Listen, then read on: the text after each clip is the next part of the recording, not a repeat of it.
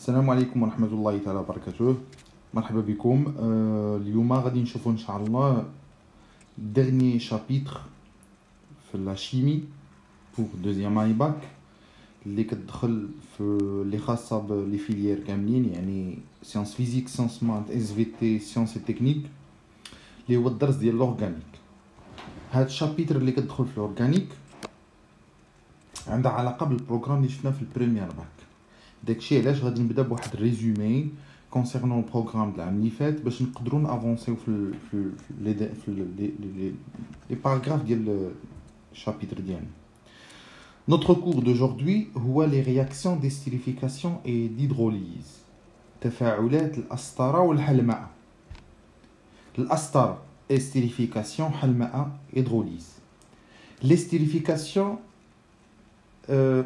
c'est une technique qui permet de synthétiser des produits similaires ou bien identiques à celui les esters اللي تيكونوا عندنا في لا ناتور.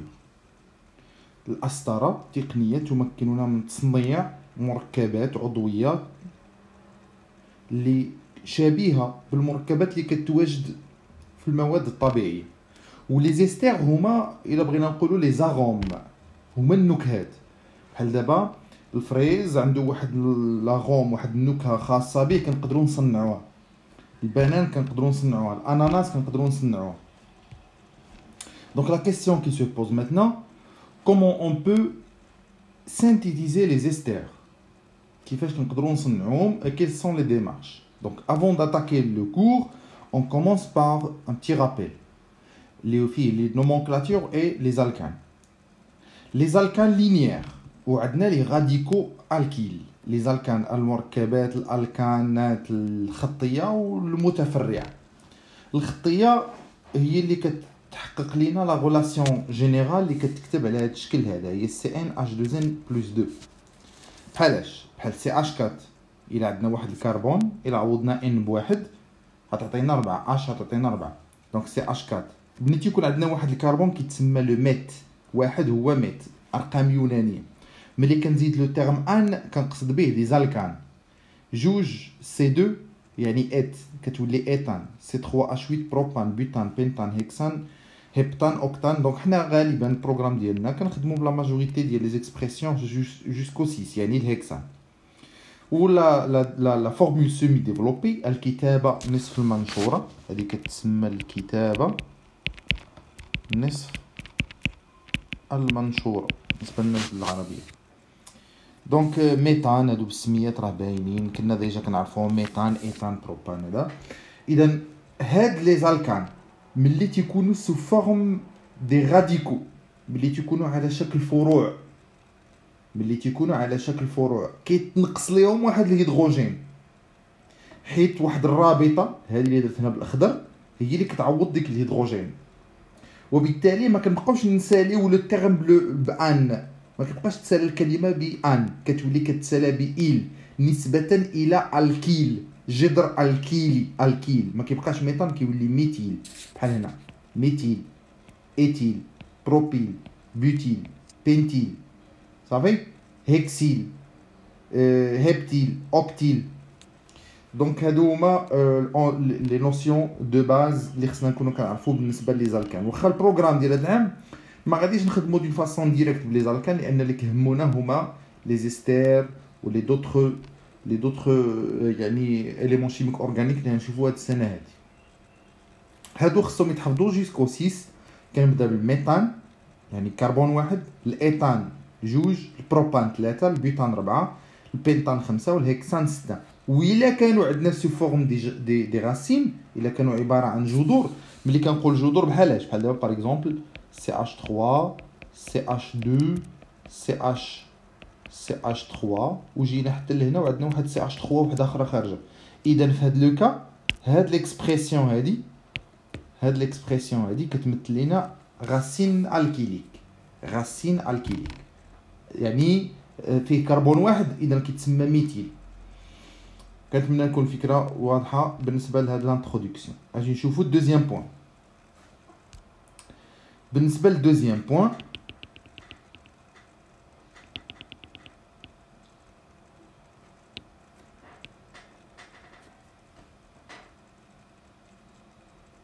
Maintenant, on va voir ce qu'on appelle les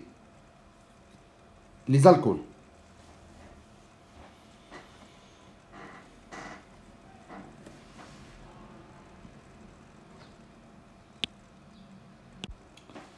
Donc, on commence par le premier type des produits organiques ou bien des éléments organiques qu'on a vu l'année passée.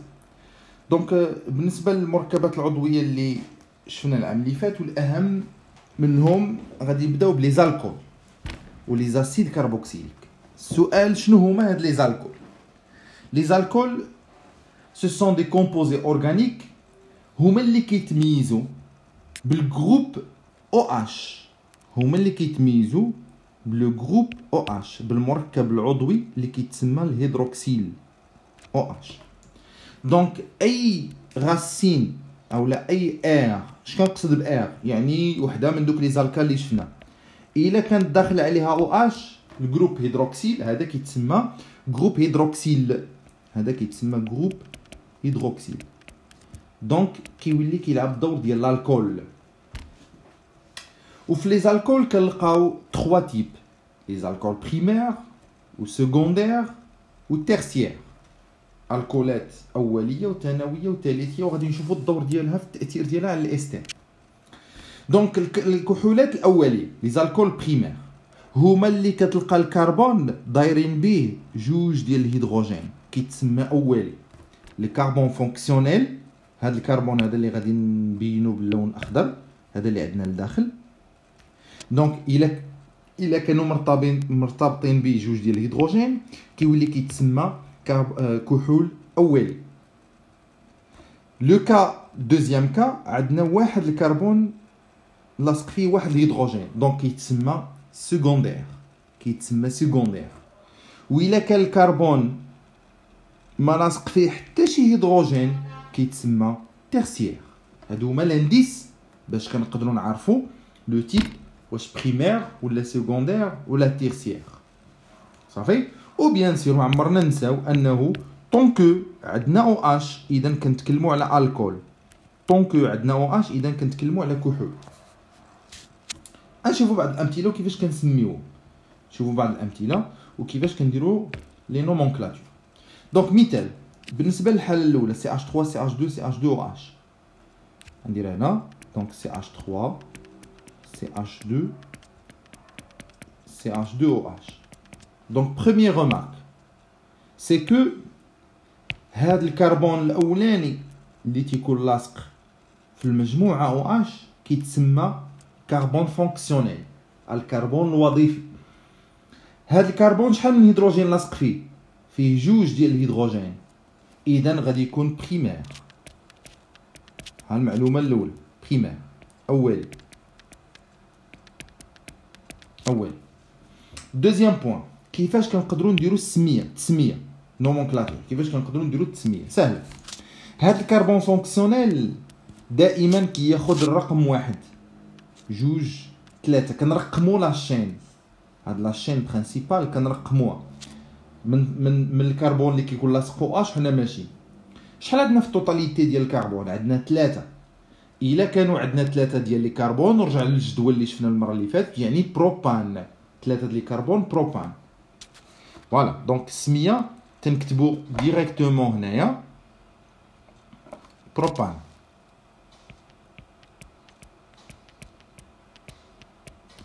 وهذاك الكربون الوظيفي شنو الرقم اللي خدا رقم 1. اذا كنديروا اونتر دو تيغي كنديروا 1 وكنساليو بلو تيرم اول. بروبان 1 اول كحول اولي. اجي نشوفوا دوزيام تيب. شوفوا الدوزيام تيب. بون مسحنا هادشي كوم برويون باش تبان لكم الامور كيفاش دايره. دونك غادي ناخذ دوزيام تيب هنايا. دونك CH3 CH2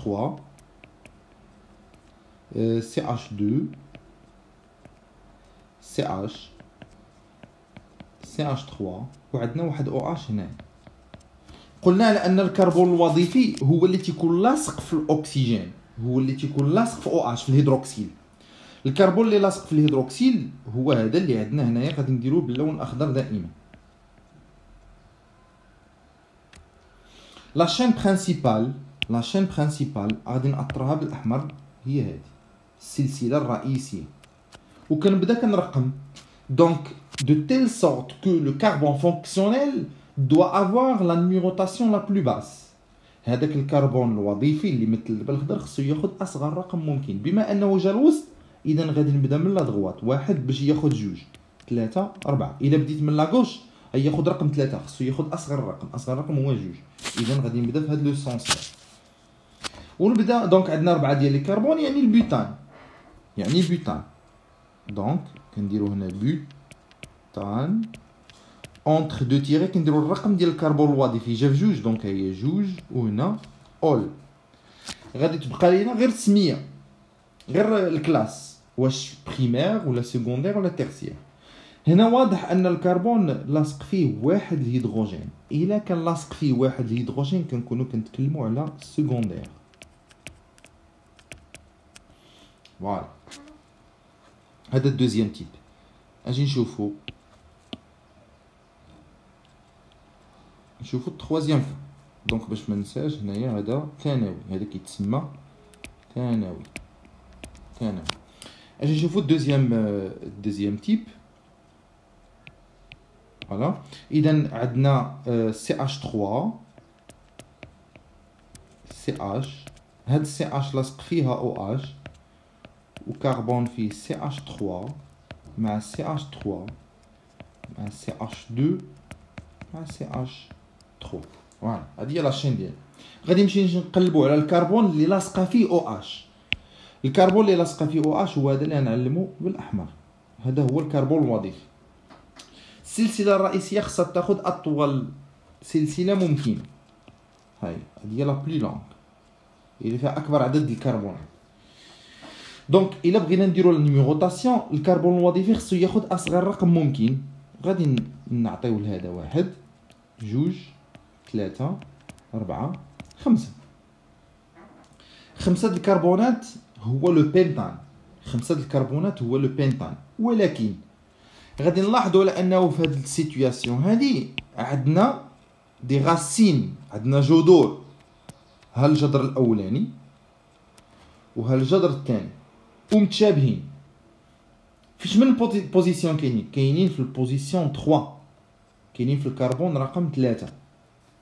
اذا باش نسميو هاد لو تيب ديال لي زالكول كنبداو دائما بلي غاسين، هما اللي كنبداو بهم في ليكريتور، وكنبداو بالرقم ديالهم. دونك في البوزيسيون 3، ولكن راه عندنا جوج دي غاسين، دونك كنديرو 3.3. عاد السميه ديال الكربون، السميه ديال الراسين فيه كربون واحد، هذا الجذر فيه كربون واحد يعني ميثان. ولكن ملي تيكونوا دي غاسين ما كنديروش كنديرو إيل. اذا ميثيل بحال هكا.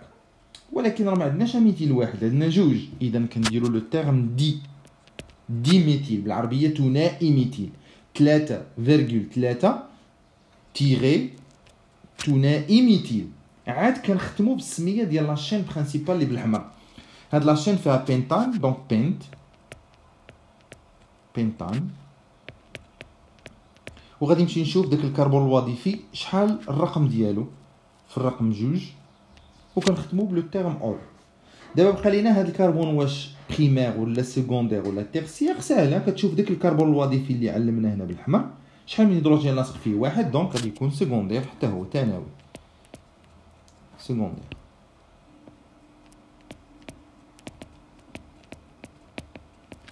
ثانوي. غادي نمشي نشوفو حاله واحده اخرى pour bien et mieux comprendre هاد لي ديمارش.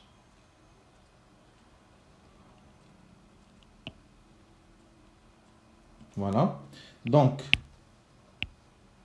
اجي نشوفو السيتوياسيون الاخيره. عندنا CH3 مع CH2 مع واحد الكربون، هاد الكربون لاصق فيه CH3 لاصق فيه OH مع CH2 واحد CH3. دونك توجور اول حاجه خصنا نديرو غادي نمشي نشوفو داك الكربون اللي لاصق في الهيدروكسيل او اش. الكربون اللي لاصق في الهيدروكسيل او اش هو هذا، وكنمشي كنحدد لاشين برينسيبال اطول سلسله ممكنه هاي، وكنمشي من بعد كندير نيميروطاسيون دو تيل سورت كو الكربون ياخذ اصغر رقم ممكن. باش ياخذ اصغر رقم ممكن سواء بديت من لا دغوات ولا غوش بحال مثال 1 2 3 4 5. عندنا 5 ديال لي كربون، اذا دائما نكونوا كنتكلموا على البنتان. الموضع اللي جا فيه الكربون الوظيفي الكربون فونكسيونيل هو 3، دونك بنتان 3 اول. ولكن il suffit de remarquer عاوتاني نلاحظوا على انه عندنا واحد الجذر جديد سي اش 3. هذا الجذر كاين في البوزيسيون 3، سي ان راسين، هذا كيلعب الدور ديال راديكال راسين الكيليك. فوالا اذا خصنا نبداو به هو الاولاني. كاين 8 مواضيع في البوزيسيون 3، دونك 3 تيغي. واش عندنا منه جوج؟ لا، عندنا واحد. اذا 3 ميثيل هو باش غادي نبدا لو 3 ميثيل. عاد السلسله الرئيسيه سميتها لو بنتان، وفي البوزيسيون 3 كاين اول، كاين كحول. فوالا السميه دونك 3 ميثيل بنتان 3 اول، بحال العربيه بحال الفرنسي بحال اللي كنكتبها لا ميم شوز. دونك بالنسبه لو تيب الكلاس دونك هنا الكربون ما فيه حتى شي هيدروجين. الا كان الكربون ما فيه حتى شي هيدروجين كنكونوا كنتكلموا على الترسيير ثالثي. كنتمنى تكون الفكره واضحه حتى لهنا بالنسبه للبروميي تيب ديال لي زالكول. دونك بالنسبه للعربيه انا غادي نعاود نكتبوه هنايا بور فاسيليتي، غادي نكتبوه هنايا. دونك بالنسبه لهذا الاولاني بروبان واحد اول، بروبان واحد اول، بوتان دو اول ثانوي. دونك هنا عندنا 3,3 عارضة ثنائي ميثيل بنتان جوج اول.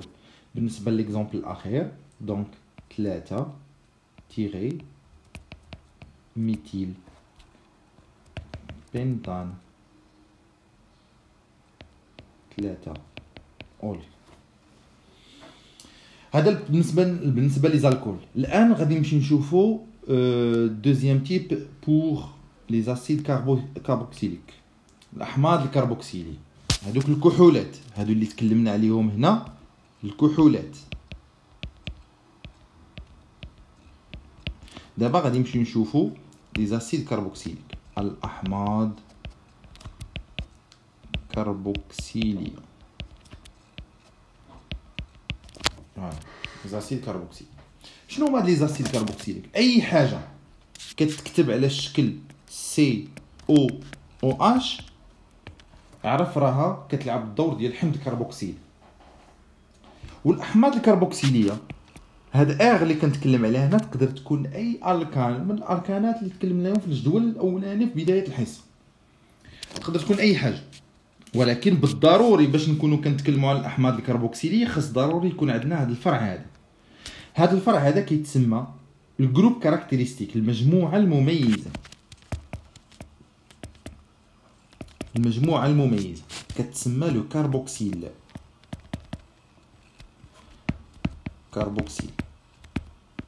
دونك فيما تشوف السي او اش راه كتكلم على كربوكسيل، والكربوكسيلات هي اللي كتميز لنا الاحماض الكربوكسيليه. تيكون فيها دائما جوج ديال الاكسجين، وهذه الصيغه العامه ديالها CnH2nO2. الصيغه العامه لا فورمول بروت ديال لي زاسيد كربوكسيليك هي CnH2nO2. كيفاش كنسميو هاد لي زاسيد كربوكسيليك؟ سي سامبل، كنبدا بكلمه حمض في الاول اسيد،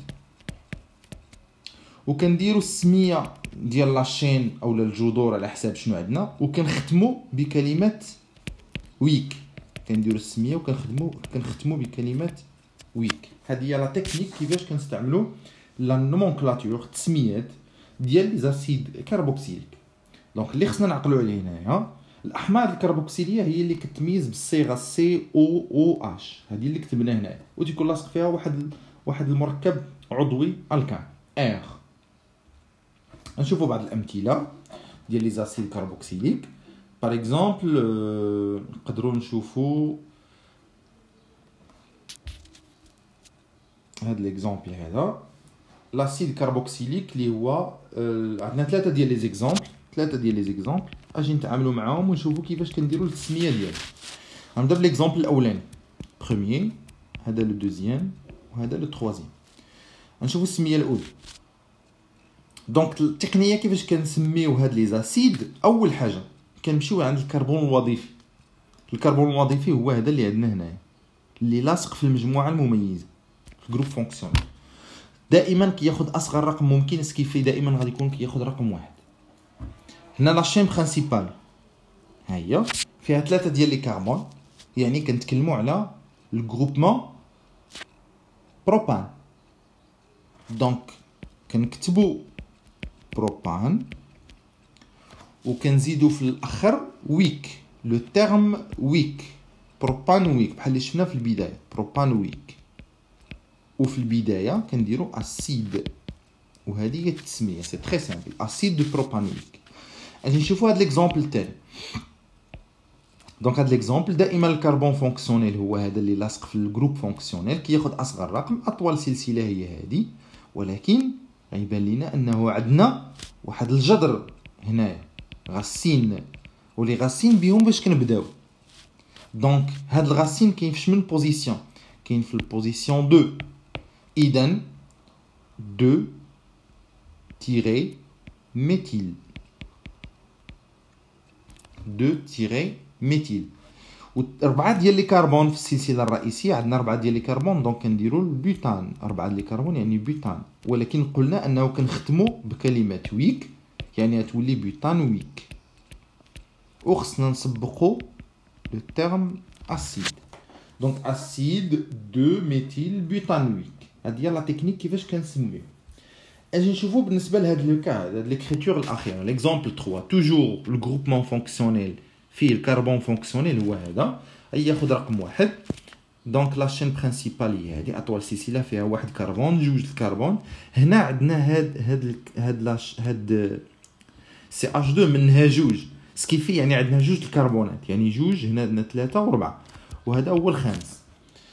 يعني غادي نكونوا كنتكلموا على لو بنتان. لو بنتان هو 5 الكربونات لو بنتان، ولكن اون دوا فيغ اتونسيون في البوزيسيون 2 عندنا جوج ديال الجذور، جوج ديال لي غاسين، ها لا غاسين الاولى ها لا غاسين الثانيه. كيفاش غادي نسميوها؟ فكره سهله. دونك اول حاجه غادي نعطي السميه ديال لي غاسين باش كنبداو. ولا غاسين عندنا جوج، دونك عندنا 2، عندنا واحد كيتسمى ايتيل هو هذا اللي الفوق سي 2 اش 5 كيتسمى ايتيل. كنبدا بلوردر الفابيتيك، او كتسبق ام، دونك كنبدا بالاو ايتيل. وعاوتاني عندنا في البوزيسيون 2 عندنا ميثيل، عاد كنديروا السميه ديال السلسله الرئيسيه اللي هو لو بنتان. وهاد لو بنتان كنختموه بلو تيرم ويك، بنتان ويك. وفي الاول كنديروا اسيد. فوالا هذه هي الطريقه ديال التسميه الصحيحه. كنتمنى الامور تكون مفهومه، وانتم كتبعوا الكور essayez de mettre pause la vidéo ou de répondre là les exemples اللي عندنا هنا بلا même technique pour mieux comprendre les nomenclatures, parce que parmi les points les plus importants من اهم الاشياء اللي ممكن نلقاوها في الاكزامان هي السميه. خصنا نضبطوها لان ضروري ما يسولونا الاستير شنو السميه ديالو، دونك خصنا نكونوا عارفين هاد الامور هادو.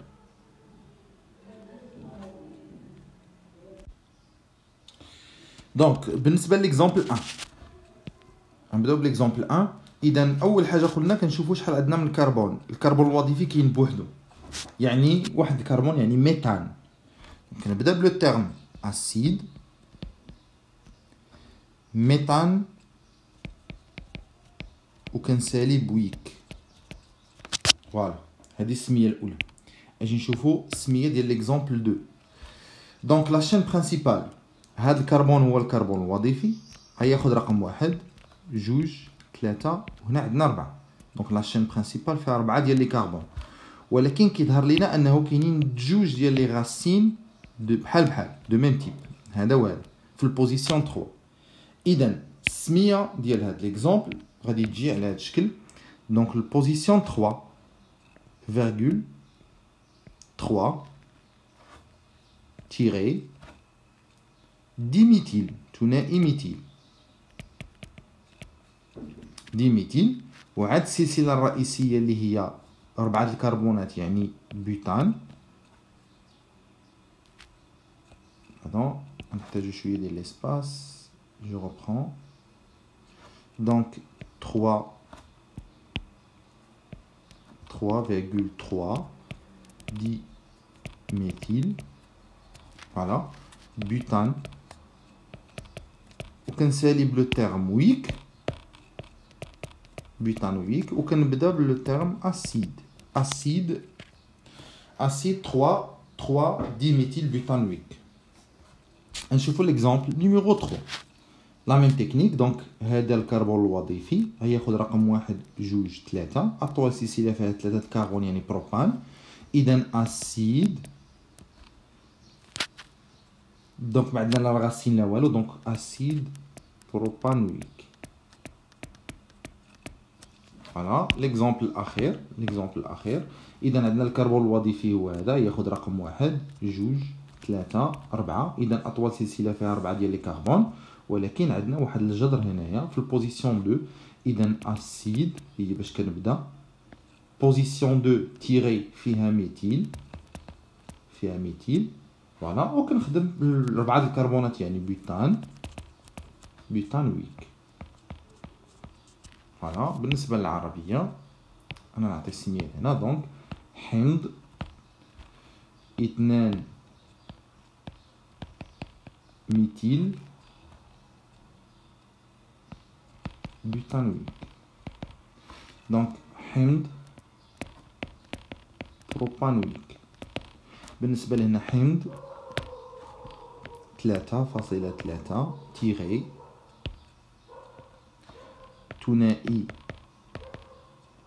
ميثيل بوتانويك. والاكزامبل الاخير فاسيل، حمض الميثانويك. بيان سور في ليكزامان كيكونوا عندنا دي سيتوياسيون لي فاسيل ماشي كومبليكي. كنتمنى تكون الفكره وضحات هنايا. غادي نشوفوا اوتر تيب ديال لي كومبوزون اورغانيك، بيان لي زيليمون اورغانيك اللي هما لي زانيدريد داسيد اي لي زيستير. شنو هما الانيدريد داسيد؟ لي زانيدريد هما مركبات عضويه شبيهه لي زاسيد كربوكسيليك، كيكونوا كيشبهوا الحمض الكربوكسيلي. الفرق بيناتهم ان الحمض الكربوكسيلي كيتكتب على شكل RCOOH، ولي زانيدريد بحالو غير هو ما فيهش الهيدروجين RCOO، ولكن تيكون سيمتريك، تيكون يعني بحال قدامو شي مرآة، يعني السيمتري ديالو. فوالا هذا كيتسمى الانيدريد، وهذا كيتسمى لاسيد كربوكسيليك. هذا هو الانيدريد هو هذا. لا كيسيون كي سو بوز مانتون كيفاش كنقدروا نديروا لا فابريكاسيون ديال الانيدريد. هذه اضافه ما غاديش نحتاجوها، لا يهمنا هو الانيدريد في حد ذاته كيفاش نسميوه. اما لا تكنيك كيفاش كنحدوها انا غادي نهضر عليها، مي بلوز او موان سي با تري امبورطون. بون هادوك لي زاسيد او لي زانيدريد كنجيبوهم من لي زاسيد كربوكسيليك. il suffit ناخذوا لي زاسيد كربوكسيليك وكيدخلوا في تفاعل ملي كنرفعوا درجه الحراره ديالهم، وكنستعملوا ce qu'on appelle élément chimique qui permet d'éliminer la molécule d'eau. هاد ال P4O10 الفوسفور، oxyde de phosphore، كيمكننا من اننا نزيلوا الماء، كنحيدوا الماء. دونك اون فوا لاسيد مع لاسيد كيبدا كيتفاعل دون لا بريزونس، في وجود هذا الاكسيد دو فوسفور فين ما كان عندنا شي او اش مع هيدروجين اللي ممكن يشكل لينا الماء كيتحيد. سكيفي شنو كيبقى لينا ار سي او او مع ار سي او كيتحدوا مع بعضياتهم وكيعطيونا هذا المركب العضوي اللي هو هذا اللي كيتسمى الانيدغيد، اللي هذه هي الصيغه كيفاش كنكتبوه اولا كنكتبوه بحال هذا الشكل هذا. فيه جوج الكربون، فيه 3 الاكسجين وهذوك لي راسين كربوكسيليك دائما. دونك هذا ان اكزامبل، دونك الجروبمون فونكسيونيل، المجموعه المميزه اللي هي هذه، انا نأطرها فيما تشوف هذا الاطار عارف راه كتكلم على لي زانيدغيد. كيبقى لينا غير كيفاش كنسميوهم. الفكره كيفاش كنسميوهم سهله، كنمشي كنسمي واحد فيهم بما انهم سيميتريك بحال كنمشي كنسمي واحد فيهم. اش كنقصد يعني غادي ناخذ الكربون فونكسيونيل ديال واحد الجهه فيهم ها هو، والسلسله الرئيسيه فيها 1 2 3 4 ديال الكربون. هنايا علاش درت 2 3 لان هذا الكربون منه 2، ها هي في المكتوبه منه 2. دونك 4 ديال الكربون يعني بيتان. دونك كنبدا بالترم بيتان ويك في الاخير حيت جبناه من لاسيد كربوكسيليك، غير هو ما كنديروش اسيد كنديرو انيدغيد، كنوليو كنديروه بلاصتو انيدغيد في البدايه، ما كنبقاوش نديرو اسيد كنديرو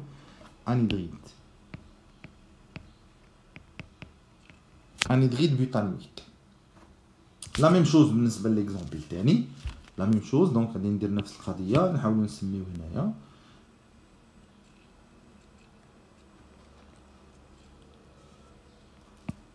فوالا. دونك لا نومونكلاتور في هذا لو كا دائما غادي نمشي ناخذ لا سيميتري، ناخذ غير لواحد الجهه. عندنا 1 2 3 4 ديال لي كربون، ولكن عندنا واحد الجذر الكيلي كاين هنايا. دونك كنبدا به هو الاولاني. اذا انيدغيد هو باش كنبدا اول حاجه الانيدغيد.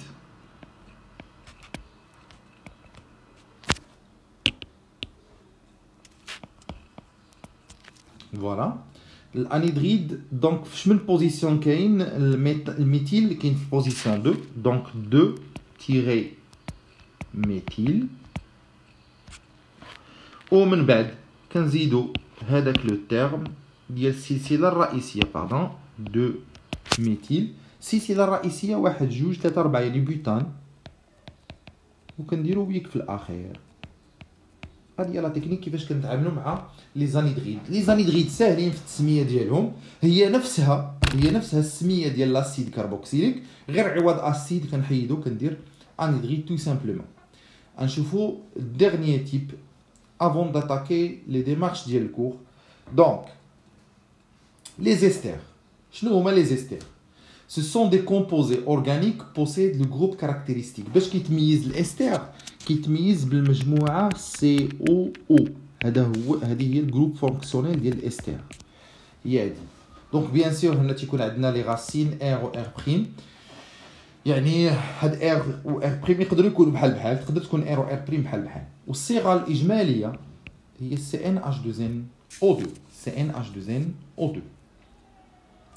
هاد لي زيستير هما لي زاروم، هما النكهات اللي كنستعملوا في المطبخ ولا كنستعملوا في لي بارفان باش كنديروا الفابريكاسيون ديال لي بارفيمري. دونك سو سون دي زيستير. دون اجي نشوفوا كيفاش كنديروا لا تكنيك دو نومونكلاتور ديال لي زيستير. نعطيو دي زيكزامبل. فوالا اول حاجه الاستير فيه دو بارتي اولا دو تيرم. لو بروميي هو اللي تيكون فيه الكربون اللي هو هذا كامل غادي نسميه، و لو دوزيام تيرم هو هذا اللي فيه ار بري. اذا ملي كنبغيو كنسميو البروميي هو الاولاني، عاد كنسميو الدوزيام، وهذا الدوزيام كنتعاملوا معاه بحال الشكل ديال لي زالكيل. دونك غادي نمسح هاد التسميات اللي درت هنايا ونحاولوا نجاوبوا عليهم بوحدنا. فوالا نديرو هاد لي زيكزامبل الاولانيين باش نربحوا شويه الوقت.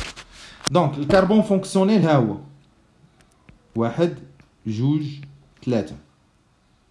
اذا غادي نبدا به هو الاولاني 3 ديال لي كربون يعني بروبان. اذا السميه غادي تكتب على الشكل ديال بروبان ولكن ما كنختمو بلو تيرم وات، كنختمو بلو تيرم وات، بروبان وات. لي زيستير فيما تشوف وات في الاول و ايل في الاخر عرف راه كتكلم على لي زيستير. عاد كندوزو من بعد للسميه ديال الجذر الثاني اولا الجزء الثاني، دوزيام تيرم. ها الكربون الاولاني ها الثاني، دائما هذا كياخذ الرقم واحد. فوالا.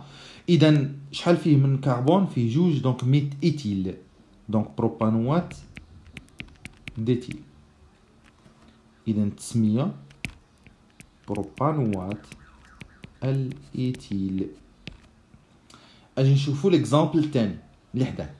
لا ميم تكنيك، دونك واحد جوج ثلاثة أربعة. كيبان لينا هنا عندنا جذر الكيلي، دونك كنبدا به هو الاولاني. اش من بوزيسيون كاين سي اش 3؟ كاين في البوزيسيون 2. اذا كنديرو 2 تيغي ميتيل. ميتيل. عاد السميه ديال السلسله الرئيسيه 4 ديال الكربون هو البوتان، دونك كنكتبو بوتان وكنختموه بوات، بوتان وات. فوالا. وكنساليو بالسلسله الثانيه اللي هي CH2 CH3، دونك ديتيل. دونك 2 ميتيل بوتانوات الايتيل. كتبوها هنا بلون مغاير بالعربيه، دونك 2 ميتيل بوتانوات الايتيل. بون dernier exemple le dernier. هنا الكربون عندنا واحد، يعني كنتكلموا على الميثان، دونك يولي ميثانوات. وعندنا واحد الكربون في الجهه الاخرى، يعني ميثانوات 2 ميتيل، ميثانوات الميتيل. هذه هي التسميه. بالنسبه لليكزامبل الاخر اللي تحت منه CH3 CH2C، عندك 3 ديال لي كربون، دونك غادي يكون بروبانوات. و CH3 عندنا السلسله ديال عندنا ميتيل في البوزيسيون واحد، ميتيل ديال الايتيل اللي لاصق في السلسله الكبيره اللي هي الايتيل. فوالا. دونك لي زيكزامبل اجي نشوفوا هاد لي زيكزامبل اللي عطيتكم هنايا. اجي نبداو بهذا. دونك كيفاش غادي نسميو هاد لو تيب هذا؟ دونك عندنا واحد جوج ثلاثة أربعة ديال لي كربون، ولكن في بوزيسيون 3 عندنا ميتيل. اذا 3 ميتيل، 4 ديال لي كربون يعني بوتانوات، بوتانوات. وعندنا CH2 CH3 ايتيل. فوالا. نشوفوا ليكزامبل الثاني. عندنا 3 ديال لي كربون، 3 ديال لي كربون يعني بروبانوات، بروبانوات. وعندنا واحد الكربون في الجهه الاخرى، دونك ميتيل، 2 ميتيل.